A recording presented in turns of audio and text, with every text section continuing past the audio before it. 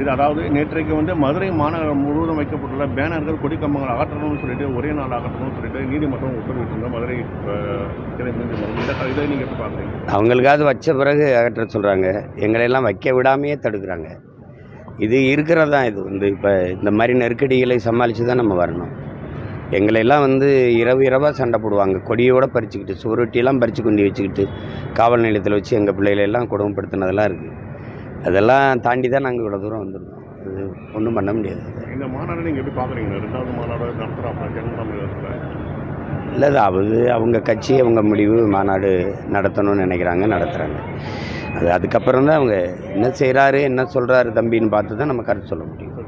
மக்களுக்கு முன்னாடி நம்ம என்ன கோட்பாடை வச்சு அரசியலை முன் வச்சு நகர போகிறோங்கிறத வச்சு தான் நம்ம பேச முடியும். சும்மா ஒரு கற்பனையில் மாநாடு அப்படி நடக்குதுங்கிறதுலையே நம்ம ஒரு கருத்து சொல்லிட்டு முடியாது. இப்போது விஜய் கட்சி தொடங்கணும்னா முதல்ல அவரை வரவேற்ற நபர் யாருன்னு பார்த்தீங்கன்னா நான் கட்சி உறுப்பினர் சீமான் தான். ஆனால் தற்போது அவரை மிகவும் எதிர்க்கக்கூடிய ஒரு நபராக சீமான் அவர்கள் இருக்கார். இதுக்குண்டான முன்வைக்கிற தத்துவங்கள் வச்சு தானே. நீங்கள் தம்பியாக இருக்கிறீங்களா, எதிரியாக இருக்கிறீங்களா, அம்மாவாக இருக்கிறீங்களா, அப்பாவாக இருக்கிறீங்களா, எதிரியாக இருக்கீங்களா, நீங்கள் உங்கள் செயல்பாடுகளை வச்சாங்க.